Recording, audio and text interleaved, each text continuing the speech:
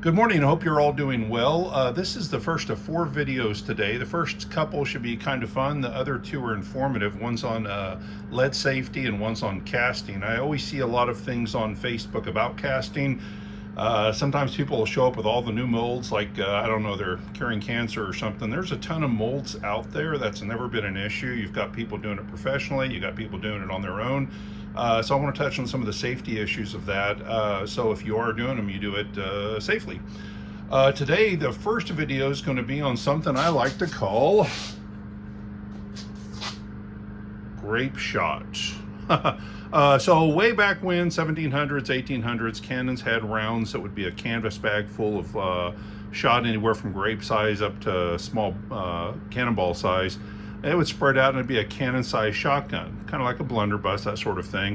Shot shells, shotguns are kind of where it went in the future. There's still similar rounds the military uses, a beehive round, things like that. Now, here's the reason for this. I never in my life would have planned on making some purple wax to create this round. It was an accident. I had red wax, and I was running out of red wax, so I bought some more injection molding wax, and it happened to be blue. It was great. I only had a very small amount in my machine of red, but wouldn't you know it, it turned about 150 pounds of blue wax purple. So why not have grape shot that is grape color? Anyway, this is the lightest shot shell round I've ever made. It's around 300 grain. It's number 4 buck inside. I did it as a lark just to have fun, and these are going to be free. I'll sell them if somebody wants to buy them, but I'm actually giving them away. You're going to get 20 of these with any 72 cal purchase. So whether it's a muzzle brake for the Zeus, if you need one of those, or the rounds that I have that are 72 caliber, I would be happy to include 20 of these at no charge. Because the bottom line is I need to sell some shells. I don't know if you follow me on eBay for purchasing or my website, but the bottom line is there's just no sales out there. Part of the problem is anybody sitting at a dining room table with a mold can produce shells just like I can. Quality is going to be different, lead source, that sort of thing, the mold they're using. Nobody's really regulating it. You really don't know what you're sticking in your gun, if it's going to fire, if it's going to jam in the barrel, which is very possible if it's a very hard lead. Part of the blame to this should be on the manufacturers for not policing it, basically giving everybody a pat on the back that makes it, no matter who they are. And there's some bad people out there making rounds that are, creating some problems, both for the end user and the manufacturer.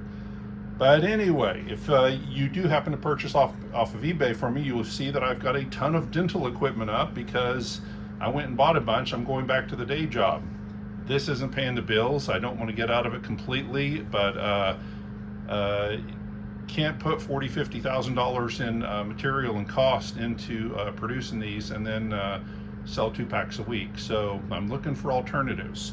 And to that end, one of the things that I've done in the past and I am willing to do here is barter. You might have silver coins. You might have tools I can use. You might have chicken. I don't want the chicken, live or otherwise. However, if you have tools, silver, services I can use, anything, drop me a line on the info section of my website, and I'm happy to talk to anybody about it. Just like you, I work, I make money, I spend that money on bills and then fun stuff I want. If we can cut out the middleman and trade fun stuff that you want for stuff that I need, well, that's perfect. Everybody's happy. So for this first video, what I'm going to do is I've got an old toaster oven with a block of ballistic gelatin in there. Now, I have never fired one of these little grape rounds before. I don't have a clue what it's going to do, but I'm interested in finding out. So let's grab those.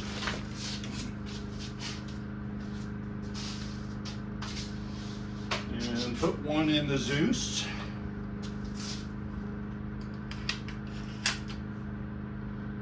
And see what it's going to do.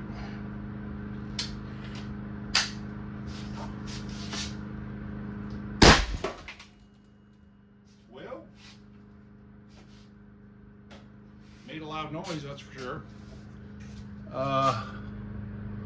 So you can see in there, it sure made quite a hole.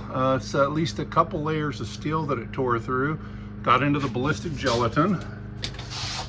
And ballistic gelatin. And I may have kind of got a little below it. No, I got into it too.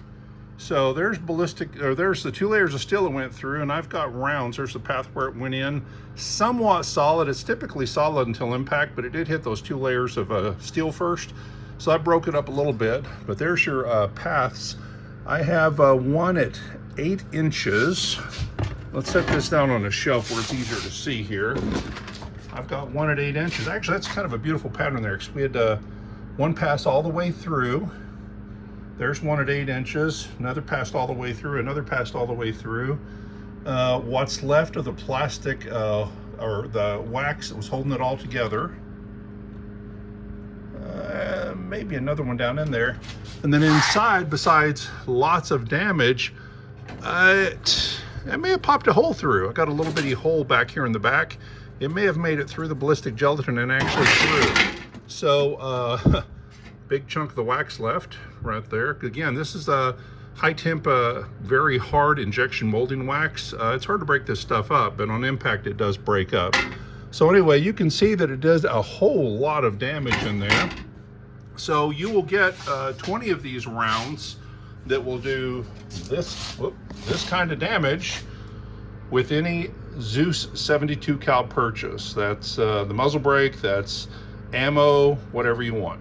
Anyway, hope that's something you'll like, and I hope you have a great day. Take care. Bye-bye.